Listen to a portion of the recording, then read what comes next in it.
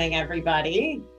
So this is just, we wanted to welcome you for coming, and we're happy you got to join us. Sorry, a thing pop up on my screen, it threw me off. So if you missed the last session, there is a recording of the last session that is now on our website. It's a Google site, so if you click on it, you'll see not only the last session's material, but you can also, there's an archive of previous sessions from last year as well. So if you wanted to see some of the work that was done last year, if you're new to the network this year, that is also there for you to be able to reference. And then if you could, there's a link for today's attendance. You can either find it in the PowerPoint presentation that I believe is probably either in the chat or has been emailed to you. And in the chat should also then be a link to this attendance. I will let you know that this attendance link is what is connected to your your certificate that you'll get at the end. So if you don't complete this attendance, then you won't be able to get a participation certificate at the end as well. So please fill that out. There are a couple questions on there that we just on our side are looking to get some answers on to be able to see who's present and what information we have. And again, here is the link for today's presentation. If you do not have the bit.ly that you want to click on, you can use your phone to even pull it up on your phone through the QR code as well. So today's purpose for our network is the coaching sessions to help you implement and sustain PBIS to establish positive school climate for your students and for all the staff as well, leading to improved performance and safety within your buildings. And the coaching network is designed to help you guys at the district level and schools to have collectively discuss what's going on with PBIS within your buildings, within your district, and to share best practices while receiving assistance and support from us here at the SST and also the ESC Northeast Ohio. So these are all the people that you might see logged on today that work within our region with different schools. Anthony Pizzuti is the regional field coordinator that helps bring together multiple regions together in order to help us all sustain our work in PBIS. And then we have Stephanie Denham that you might know, myself, Brian Callahan, Tom Hanachek, say right, Linda Blanche, Erica Houston, Megan Kanajaraj, if I said that right, and Miki Wiggins. So thank you. That's all of us that are here today. And then this is our agenda for the day. So right now we're doing the welcome. Then we're going to look deeper at the TFI items. And this session is going to be composed of 1.1 and 2.1, which is the team composition, 1.2 and 2.2, which is team operating procedures. And we're going to also talk a little bit about what those look like in tier 3 as well. And then we are very fortunate to have the principal from Whitney Elementary with us today, also, who is going to share a little bit about what they're doing on those TFI features.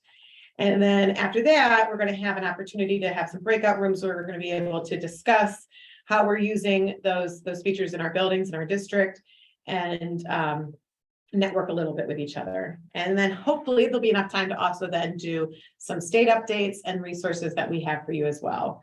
And then the 10 o'clock hour for there's an additional half an hour for districts to specifically talk about how this would look outside of necessarily building implementation, but district considerations. So as PBIS leaders, which is you guys, you're all leading PBIS in your district, how can we continue to support our PBIS coaches, PBIS teams, and our PBIS district when it seems like they are losing steam? So I want you to think about this question as you're a leader in your district and you are supporting the teachers in your building, you're supporting, if you're at the district level, you're supporting principals within your district. Everybody has a role in your PBIS team, in your district, of helping support PBIS, and that's right here. So I want you to think about what that might look like, that you might support somebody when they're losing steam in implementing PBIS, especially if you're going in the classroom. And so we have a little video to watch, and I want you to think about that while we're watching this video. Okay, and we're here with the owl, so if you can't hear the sound correctly, let us know. I know we're only 2 years into the pandemic, so be kind with me because I'm still learning the sound sharing. Okay. And Linda, I can see you. Can you give me a thumbs up if you can hear this in a minute? Okay, thanks.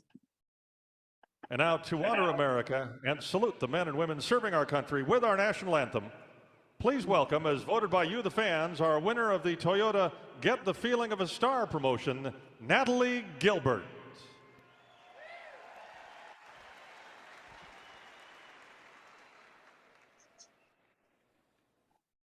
Oh, say, can you see by the dawn's early light what so proudly we hailed at the stars light stars?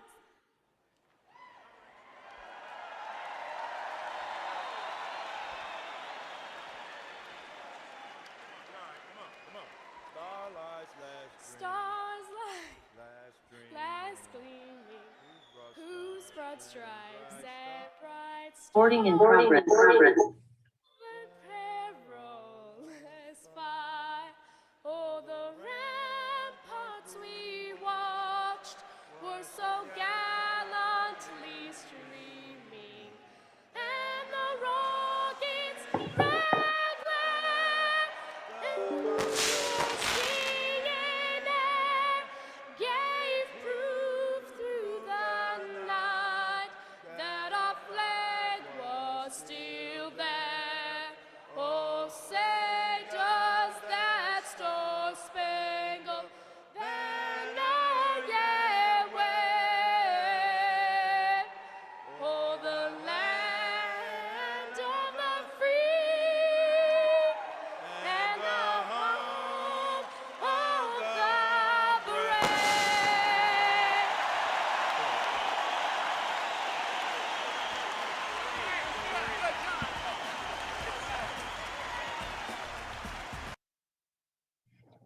All right, so as you can see, she lost a little steam there.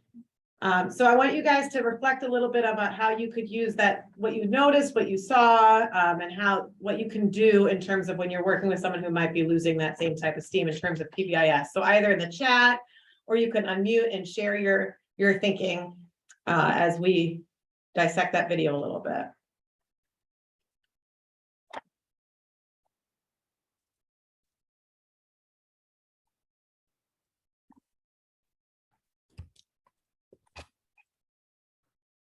I see Hendrik saying like, you notice providing the support, coming alongside her, I see. Check in and be there to show support. Offer and support when someone's struggling. Didn't quit.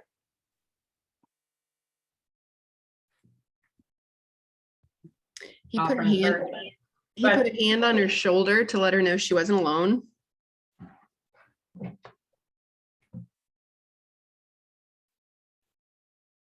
Knowing when to jump in, because the longer steam is lost, the higher probability PBIS will go back to square one. Oh, I like that, Audrey. That was really good. So a little bit of information I got from when this was shared with me, that I am not a basketball person. I don't really watch a lot of basketball, but I'm sure Paul, who is very into basketball, knows who this guy is, but this coach is very well known as a basketball player, and obviously not the best of singers, but he is now more well known for that moment and supporting that girl than he is for all of the basketball that he's done in his career. So it goes to show a little bit about how being that support is more impactful than a lot of the knowledge and information that you might actually do. So thank you, everybody, for your participation. And so we're going to go into now, just like last time, in terms of the different TFI features, we looked at the regional data that we had. We're going to do that for these features as well. So we looked at the scoring rubrics that were completed during the 21-22 school year. And so these are all the ones that applied for recognition. Again, these are all the binders that were submitted, whether they actually were awarded or were not awarded, and where we are in terms of 1.1, 1.2, 2.1, 2.2, 3.1, 3.2, and 3.4 as a region.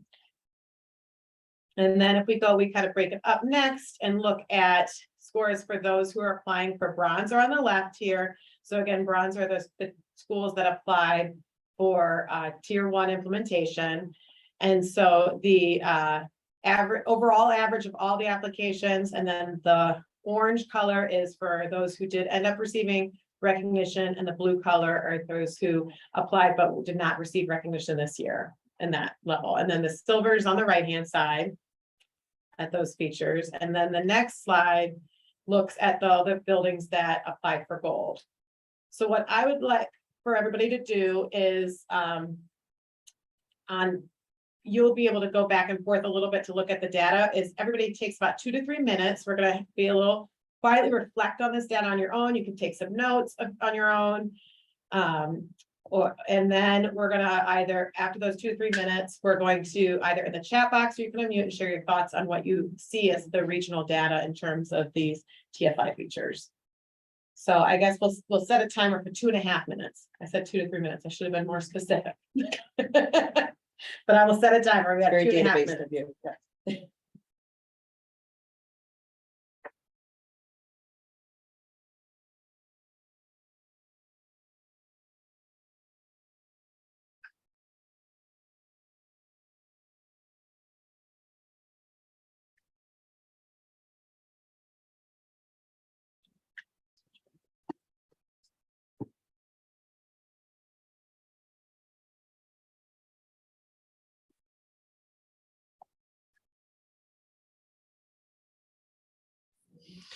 Allie, I didn't get this for a moment. I had to attend to an issue with a student.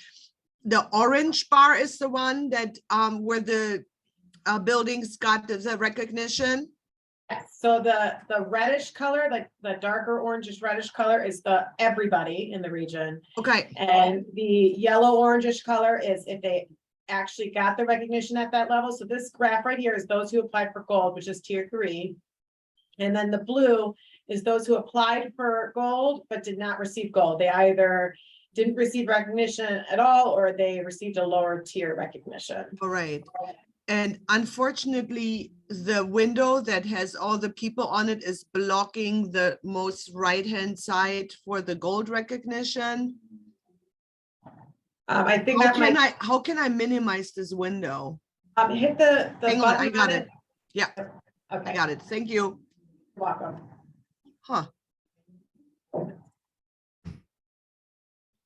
And then these are the bronze and the silver again, in case you're not able to open up your own slide deck.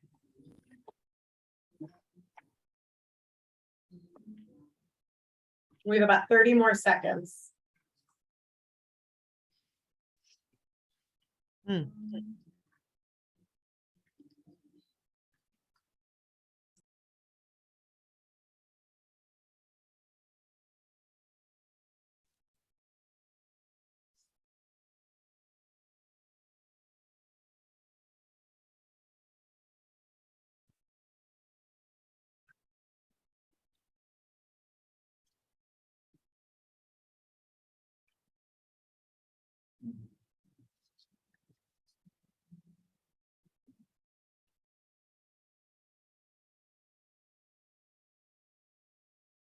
Okay, so as you have been looking at the data and having your thoughts, I encourage you either to, in the chat box, put your initial thoughts, or you can unmute and kind of share what you're thinking in terms of the data of the Region 3.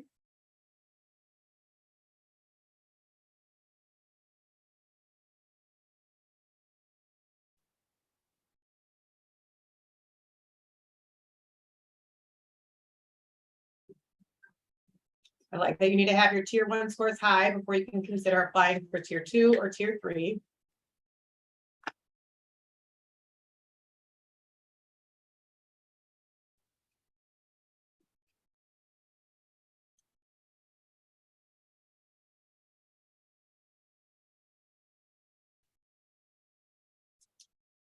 So one thing that we internally, I had a conversation with Stephanie about when I put this together was looking at the tier 3, those who applied for tier 3. If you look at team operating procedures, the 1.2, how it actually starts to drop.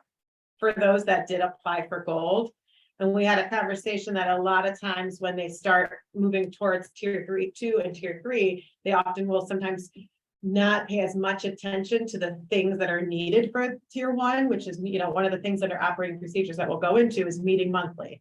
But as you're starting to implement the other tiers to higher fidelity, you start sometimes losing that fidelity at that higher, at the lower tiers. So it's important to make sure that you make sure that you're still building up that tier 1 team procedures. Did anyone else get another thing as they were looking at the data?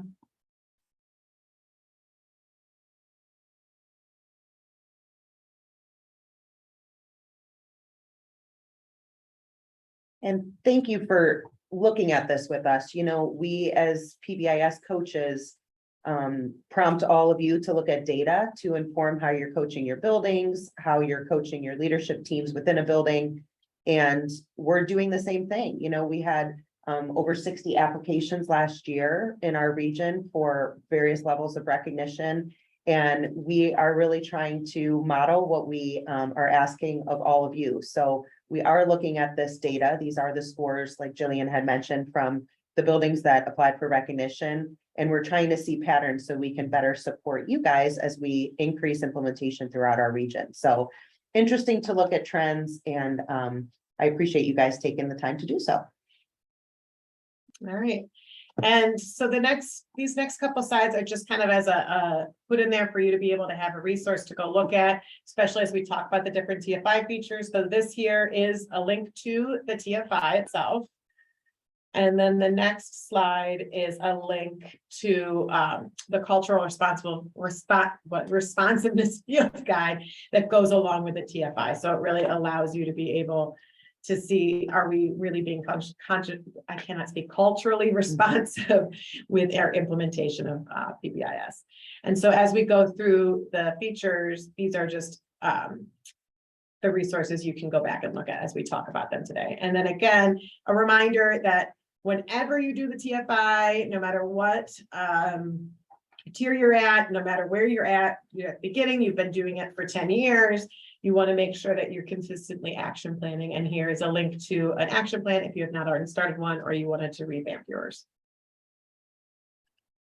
And thank you, Brian, for adding all these links in the chat. We know that we give you a lot of resources in this hour, but we'll continue to do so knowing that all of you are at different phases of implementation. So hopefully all of you leaving with at least one little resource or nugget to take back. So last month, we talked about items 1.3 and 1.4. So your students are entering the building. It's the beginning of school. It's a natural time to kind of teach your expectations and get those very visible in your school campuses. This month, we are talking about team structures. And it is item 1.1, 1.2, but hopefully as the students are settling into their routine and or honeymoon period's over, we've got to think about how is your team functioning to better support PBIS implementation overall. So when you look at these items, what you're looking at is, this is the TFI language of who's recommended to be on tier 1 teams. So someone with behavioral expertise, someone with coaching expertise, someone about knowledge of student academic and behavior patterns, knowledge of operations of the school across grade levels, and for high schools, student representation. Now, I know a lot of you that have been scoring this in your buildings also notice that family representation is really a critical thing to consider as well. When you get to 2.1, look, it's exactly the same, worded a little bit differently. Someone with administrative authority, because at your tier 2 level, of course, you're starting to get into some schedule changes. We talk about maybe shifting a little bit of the roles of a counselor and some of your support staff. And so that changes a little bit at tier 2, but not by much. When we add on that layer of culturally responsive considerations, we're wanting to include stakeholders, but not just have them at the table, have these stakeholders really actively and intentionally elicit their ownership, voice, and representation. We have some examples here on the right-hand side, and one of the examples that always comes to mind is I had coached a team that was really excited about their student acknowledgement system. It was an elementary building, and the little learners had a sticker that got on their shirt that said, "Ask me how I showed their expectations today." And they were really excited. They loved the idea. And when they were talking about the number of students that got that acknowledgement at one of the meetings, the parent groaned. And they were like, "That's a weird reaction. We're really excited." And the parent's like, "I have ruined so many shirts because my kids come home with the stickers, they throw them in the laundry, and then I forget to take it off and the shirt is ruined." And it was such a small example that I was like, I would have never considered that. And the team never considered that. But that parent input at the table really changed the perspective. So I know it's maybe a silly example, but to really elicit that feedback from your staff and not just invite, or from your stakeholders and not just invite them to the table is the takeaway for me here. And Danielle, I see your hand up. So I remember hearing that story somewhere, and I actually have a friend in Seattle who had stamps made. So they do the same Oh. thing, but it's a stamp that the kids get on their hand so that it washes off eventually and it's I not on love the it. clothes. But they have it like color coded too in their like school colors, and one thing means one expectation and the other one's another expectation. So I thought that was kind of fun. I love that. That's cute. That's very cute. Thanks, Danielle. And so when you think about not only who's on your team, it's important to think about how that team is functioning. So whether you're looking at tier 1 or tier 2, I wanted to pull the TFI language and let you see that it's the same. Regular meeting agenda and format, that you take some sort of notes during those meetings, that you have a defined meeting roles for your team members, and an action plan. And again, buildings that we coach, we really suggest that, in your current action plan or in your minutes, when you take that TFI action plan or your scale up action plan year by year, it sometimes is nice to keep everything on there, even the tasks that are complete, and either strike through or change a color so you can see your progress over time as a team. And when you onboard new team members or your team composition shifts, they can have a running record of all of the work that's been done instead of it looking like this is just what we're currently working on and we need separate meetings to have the historical perspective. Okay, here's the culturally responsive elaboration, and you see a trend here about really ensuring transparency and promoting voice and agency in the process. So what we've given you next is some of our favorite tools about looking at teams. A lot of you on the call, I know, are working on tier 2 implementation or are considering tier 2 implementation as your tier 1 becomes like really solid in its fidelity. And what you're seeing here is what a tier 1 responsibilities are as opposed to tier 2. This is not a requirement, it's not set in stone, but it's some things for you guys to think about as you scale up with your implementation.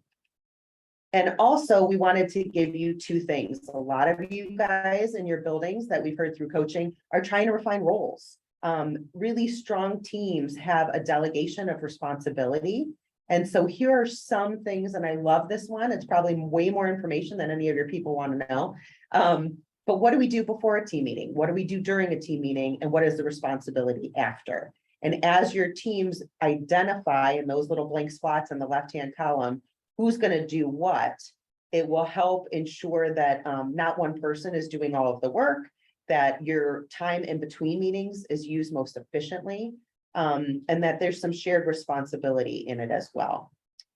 The link on the bottom, so this is an example, and the link on the bottom of that slide, and I think Brian's still dropping all these in the chat, thank you, Brian, is a link for a blank one. It should, if we set it up correctly, force a copy for you guys to use in your own building, and we've provided one for tier 2 as well.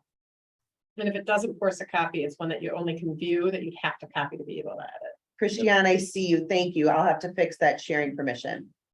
Okay, so check back in a little bit. Thank you. Okay, so we've given you a regional perspective of where we are as teams in this region, and we've showed the TFI features. We've thought a little bit about how are your team roles looking? How do tier 1 teams compare to tier 2? And we know that all items on the TFI sound really easy to do, right? But what does it look like in practice? And so a goal of our network is for you to hear from teams every single network meeting that we're at. So now I'm going to kick it over to Linda to introduce our district speaker for today. Good morning, everybody. I'm really excited to introduce Katie Hawk. I do some PBIS coaching in Strongsville, and Katie is pretty much a dream to work with. When I began my work there, she was an assistant principal in both Muraski Elementary and Kinsner Elementary, where she was one of the leads of the PBIS teams in those 2 buildings. This year, she is the principal at Whitney Elementary and has already had quite an impact on the team there. So she's just a great leader, and you put something out there and she runs with it. So I'm gonna let Katie take it from here. Thank you, Linda. Also Megan, who's on the call as well. I've had the pleasure of working with both Linda and Megan last year, and you guys have both been fantastic to work with. So I thank you for all of your help and support as well. So what I kind of wanted to walk through with you today, and just to kind of give you a background of where we are at Whitney, we are actually focusing the first half of the year still on tier 1, and it was quite interesting talking about the data and how as we move on to tier 2 or 3, sometimes we lose sight of tier 1 if that is not in the best place. So here at Whitney, we are still focusing on tier 1 for the first half of the year until we really feel like we have that in a solid place.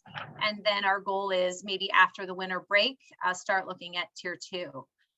But again, a lot of what I will talk about how we have set up our team meetings will be beneficial for tier 2 and tier 3. So who is on our PBIS team? I'm very fortunate. We have a great representation from our building. Obviously myself, I'm on the team. I have a representative from every grade level. That is one thing that I asked. I think it's important that a teacher from each grade level represent their team just to kind of share out on how things are going and get their perspective. I also have Encore. I have actually 2 Encore who are on our PBIS team. Educational aides are on the team. I have intervention specialists, our EL teacher. I also have a parent. And most importantly, I think this was a very intentional addition to our team. And I think we could all probably attest that when we're looking at our behavioral data, we tend to see themes at our lunch and recess are definitely our more unstructured times of the day when we have concerns for behavior. And that's sometimes out of the hands of our classroom teacher. They're not in there to help support. We have our fantastic lunch and recess monitors. So one addition that I made to our team here was to have our one of our monitors join the group. And it has been phenomenal because she adds so much great perspective and ideas. And it also helps our monitors to feel valued, which I think is something that they oftentimes don't feel by the students, and that's very unfortunate. And so we've been trying to find a lot of ways here at Whitney to help our monitors feel valued and appreciated. And this is just one way we were able to do that. So I just wanted to make mention of that as well. So this is who our team is consisted of. If you want to go to the next slide, I'll kind of talk through our agenda, and then I have an example of our last actual PBIS agenda that we had in our meeting in October. But a typical format for our agenda, when we come into the meeting, the first thing we always do is take attendance. And it's wonderful. I have one member of the team who just takes the initiative, and she takes the attendance for the team right away. That's the first thing that we always do, because I will tell you, if you don't do it right away, you will forget. That has happened many times. So we take the attendance right away. After attendance, I like to pull up our action plan, and just to kind of show the team where we were and where we're headed. At my building this year, again, since I'm new, my action plan has been a lot of the feedback that we got from our application for our bronze. So we took a lot of the feedback on there and put it into the action plan just to try to bulk up some areas that we saw we may need some more support. That's what's really leading our work at this point. Also wanted to note, we try not to throw too much on our action plan. We really try to stick with about 3 solid areas that we want to try to grow as a building so that we're not trying to do too much. I think we try to pick a couple areas and do that really well rather than do too much and just do a mediocre job. So I wanted to make mention of that. Once we review our action plan, we always look at our behavioral data. So we have a format of tracking our minor data and our major data. And we typically break our team up into some collaborative groups at this point to look at our data and have those conversations, talk about themes. After our data review, we have a topic of the month or a couple topics that we want to focus on, and then we develop our action steps. So just to help you see what this looks like, if you want to click on the left-hand side, actually the graphic there should open up to our agenda that we had from our last meeting, which was October 10th. So you can see up at the top, we always have our roles listed. The recorder, timekeeper, I do like to rotate those to give other people opportunities to have those roles. You'll see on all of our agendas, I have our attendance actually linked there. It's all in one place. It helps keep everything organized. So if you click on the attendance verification, it will actually open up our document where we track our attendance. And along the left-hand side, you can see the roles that we have, a description of the roles. And if you scroll down, you can kind of get an idea of, we have quite a large number of members on our team. Along the bottom, we have our overall attendance that we track. And obviously along the top, we have our dates. So again, this is the first thing that we do as we start our meetings each day is take that attendance. So if you go back there, the next thing that we review is our action plan. So if you want to click on that, again, this action plan for Whitney was created based on feedback we got. So if you look at the current score category, I inputted the scores that we received on our application at Whitney last year. Obviously some areas, again, I was not here last year, but they had a lot of areas where they were very successful. They did some great things. And even in some areas where we did receive a 2, there were a couple things that we wanted to do just to continue to help develop that area. But you'll notice I've highlighted the items that we are focusing on primarily this year. So we're focusing on our teaching expectations to make sure that we're not just teaching in the beginning of the year, but we're truly using our data throughout the year to teach our students and help support them with those behavioral expectations. And then if you look next to that, you'll see some of the things that we're going to do. One thing I like to do, just because I'm a little OCD, I guess you could say, is when those things that we note we would like to do are completed, I like to actually write the word done next to them as a way for me to know and our team to know that we have completed those steps. Those items that are highlighted in yellow are things that still need to be completed. A lot of these things are ongoing. And so you'll see along the right-hand side, we like to document who's going to complete those action steps and the time frame of when we would like to have those completed. So here at Whitney, we're focusing on our teaching expectations. We're focusing on our professional development, making sure that we're continually teaching all of our staff. A big thing we're doing this year is we're doing a lot of professional development for our lunch and recess monitors because they need it as well. And my team is just fantastic, willing to come in and get that professional development. And then also our data decision making. Here at Whitney, we did not have a form of tracking minor behavior data last year. And so that's a big undertaking that we've started to take on, is create a format for that. So those are our 3 main areas of focus on our action plan. So if you go back to our agenda, you can kind of get an idea of how we structure it. First thing we always have, of course, is the date of when we're meeting. The next is we have our discussion topics. Typically, I like to meet with our counselor here at Whitney, and we do a lot of collaboration ahead of time before our PBIS meeting. I try not to make it just my agenda. It really is representative of where our team was the month prior. So as you can see, we talk about our action plan. If you move to the next category, this is where we have our general notes, and our recorder is the person at each meeting who tries to capture what we talk about. Try not to, and we do have a lot of notes here. We try not to do an overwhelmingly, large amount of notes, but enough that we can truly remember what we talked about. One thing that I felt as a leader, I needed to do a better job of last year was truly making sure that we create action steps for what we talk about in our meetings. We would sometimes have great conversations, but then we would meet the following month and we would realize that we never looped back. We never created those action steps. So a way for me and our team to do that, if you look at the right-hand column, the purple column, this is the column where we actually write the action steps, what we need to complete before the next time that we meet. And again, you'll notice I like to note when those things are taking place. So a lot of those I'll be able to put done because we had our staff meeting already this morning and we talked about our behavioral flow chart. So this is just, again, a way to keep it organized, make sure that we're actually doing those action steps that we had in mind. But going back to the green column, this is where we review our action plan. We review, so you can see here, I have the second step is always looking at some behavioral data.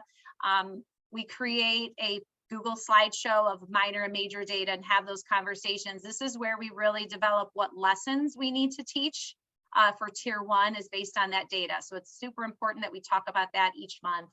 And then if you scroll down a little bit more, this is where sometimes there's other agenda items. One thing I mentioned that has been great for us this year is having our lunch and recess monitor join our team.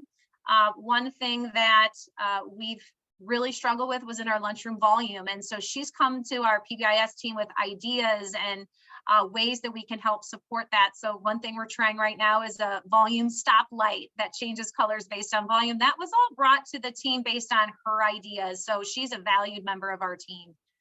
So again, you can kind of get an idea of how our meetings are structured. This agenda seems to work very well. One thing I did in the beginning was get feedback from my team on the agenda format to make sure they liked this format. That's one thing that's helped me, I think, be successful is everything I do is based on feedback. And I want the members of the team to feel like they're valued and have a say in what we're doing. And so this seems to work for us here at Whitney.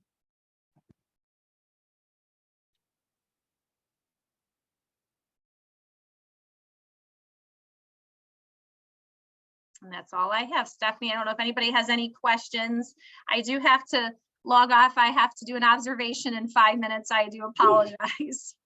Great job, Katie. Thanks for representing. You are amazing. Thank you. Katie, Linda and Megan were singing your praises before. And I just now I see, right? This is hard work to maintain.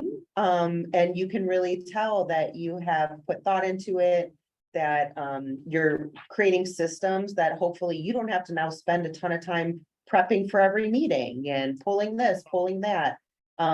You can just tell that this work will start automatizing itself, or at least that's the impression I'm getting. So I'm so grateful you shared with our region everything that you guys are doing.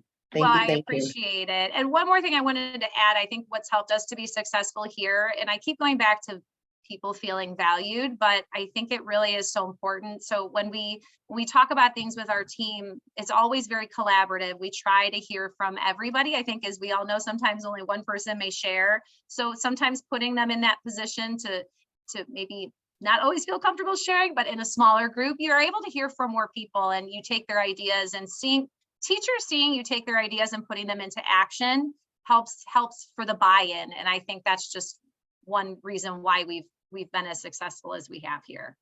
So thank you again for having me. I appreciate it.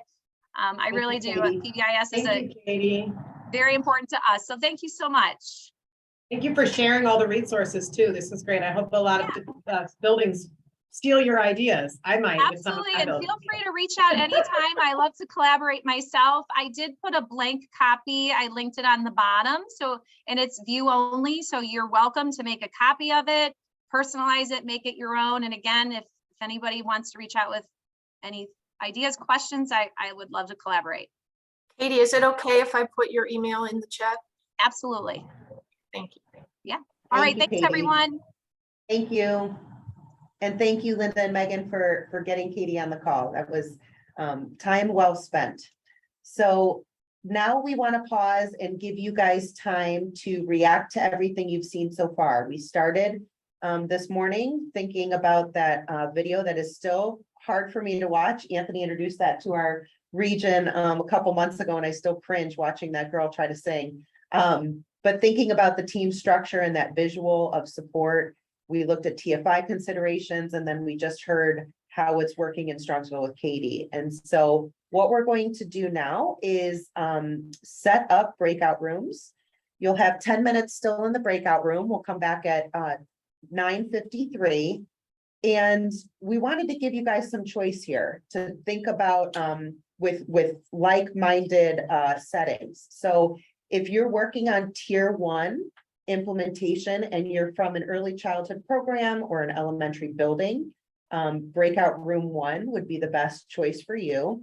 If you would like to hear about tier 1 teaming at a middle and high school level, we recommend going to breakout room 2. And then those of you that are trying to juggle multiple teams at a tier 2 and tier 3 level, please go to breakout room 3. Of course, if you're in a district role or if you're curious about any of them, the breakout rooms are going to be set up to allow some choice for you. So click into whatever breakout room is best fit for you. And what we'd like you to do while you're in there is, first of all, if you want to just talk and react to anything that you've heard so far, this is your time to do so. But there's a handout here called Leadership Across the Teams. And when you open it, it should give you kind of a one-sheet page of, if you're thinking about your tier 1 team, what is the purpose of that team? What are the responsibilities? Who's recommended, and how do I select team members for that? How frequent do we meet? So this is kind of just some recommendations all on a page for teaming structures of a whole framework from tier 1 to that specialized behavior support level. Okay, so we're asking you to think about, as you look at that.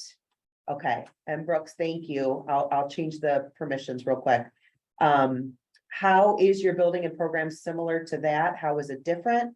And what's one takeaway to bring back to the team? Okay, so what I'm gonna do now is kick it over to Brian. I'm gonna stop screen sharing so I can change that permission while you guys get into your breakout rooms. Okay, but put in the chat or unmute any questions for now. All right, I'm gonna push out breakout rooms right now. Welcome back, everybody. Figure something out. We got the team coming back. I want to give a minute and just thank you for the good conversations that I'm sure were happening. And M. Brooks, I would love to hear what you have to say. I don't think anyone really fights for the share out portion. So M. Brooks, I apologize, I don't know your first name, but no, that's my bad. I forgot to rename it aside from saying it in the chat. My name's Maggie. I'm from Cleveland Heights. The tier 1 in elementary school and early ed group focused on, because we didn't have access to that document still, we decided to talk about the format of what was shared from Katie at Strongsville. And we talked about the positive things that came with that for organizing the discussions that happen in our meetings from each team member, the way that it was helpful to have an action plan for who was doing what thing that was discussed and when that would be completed by. And we talked about, maybe what we have currently that's not working, and how we could utilize that format or things from it to make things better for us and organizing our meetings and understanding what we're trying to do and what we have done. thank you, Maggie. Megan just dropped in the chat the document. Thank you. It is a download, so if you're not able to do that on your computer, we will work to try to make it shareable through a Google share as well. It's my first day with Google, guys. Just kidding. It's not, but it feels like it. One day, maybe 10 years from now, we'll have it all figured out, and then we will never have to do all this virtual stuff again. You think you got it all done. Okay, anyone else share outs from their conversation? Thank you for sharing, Maggie. Yes, Maggie, thank you. We were all staring at each other for a good 30 seconds, waiting for someone to give in. And Brooks to the rescue. Well, what we would like to do in our last 4 minutes is share with you some resources to keep the creative flow going about team structures. I heard all of you and I agree that hearing from Katie was such a benefit to hearing, as exciting as a meeting agenda can be. I think she made it that. So what we are attempting to do is not only bring the voice of people to these coaching networks, but also give you some examples. And so we are here to launch our regional warehouse, and this is a work in progress. But what we have done is really pulled from award-winning buildings that have submitted in the past year for recognition from the state. And those teams that have scored a 2 on the scoring rubric from last year, that have high fidelity of the items on the TFI, we're pulling some examples. Now, be patient with us, it's a work in progress. But what we've included is the TFI language on the red bar there on every page.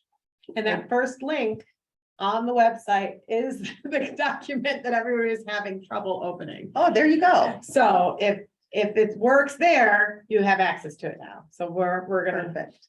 And hopefully it's loading for you guys quicker than us, but as you navigate the top here, you'll see all the TFI items for tier 1, tier 2, tier 3. And as we progress through the coaching network and hit the different TFI items, we're going to continue to build out the pages. So today we talked about team composition. You'll see the TFI language, some resources. We are breaking it out into early childhood examples with language that's specific considerations for early childhood settings, elementary examples, secondary examples, and that same format will be on every page. So continue to click through. We've sent emails out to all of these teams asking for their permission. You'll see a lot of your districts from those of you that are on here represented throughout the regional warehouse. So we hope this is a valuable resource as we continue to build it. The homepage itself has the TFI if you need to book, if you want to bookmark this as a easy way to find that document. And then as you scroll down, you have the regional or the culturally responsive field guide down there. And you also have these crosswalks. They're from California. Ohio does not have a version yet. But this looks at how those TFI items are really done with elaborations for academic considerations, bullying prevention programs, early childhood, mental health integration, restorative practices. And we know so many of your districts that are doing all of that work and thinking, how does it fit into our framework of PBIS? So we wanted to give you those examples as well. Okay, so click through. We're an open book. If you have any suggestions for improvement, please let us know. Okay. And as we bring this home, I would like you to please give us feedback using this evaluation form. We do read it, we do review it here at our internal team meetings, and so that's important for us. And there's also resources and state updates. I'll quickly just show you what those are, and as you review them, if you have questions, please let any of us consultants know. But this first one is the October catch. And this is saying, because we're mid-October now, that 6 weeks from the start of school is a really good indicator of the trajectory of student behavior. And so if you interview or intervene at the appropriate time, the 6 weeks, you're likely to decrease the number of total referrals that a student will have. So we've given you 2 different links to 2 articles that are very similar, but that show that research in greater detail. Ohio now recognized October as the first annual Ohio School Safety Month. It's a lot to say. But there's resources here and a weekly breakdown. If you have not seen that yet in your Ohio Ed updates, that might be of interest to you. OSEP also released a very detailed, comprehensive resource to helping reduce discipline disparities. If you're supporting a district with disproportionality and discipline findings, or if you have a discipline task force that's looking at potential inequities in your discipline across race and ethnic codes, this is a really good resource. They have a lot on that in here as well. Okay. And finally, PBIS Showcase is happening this year. It's free, it's virtual. It's December 6th, so save the date, and registration will open for that this month in 4 days. Okay. Our next session is November 10th, and there's a link there to register. We're talking about data structures. If you thought team meetings were exciting, just wait till you see the data, guys. We're going to be talking about that and tackling it. We know that looking at data at tier 1, tier 2, and tier 3 is a struggle to do it and to do it efficiently. So we'll be bringing you some resources and a speaker on that one. Okay. And be prepared to talk about the regional data again. Yeah. Well, wait, there's more. So that is it for our time today. I apologize, we kept you 2 minutes over. But we welcome anyone who is interested in staying to hear about the district considerations for team structures to hang on the call.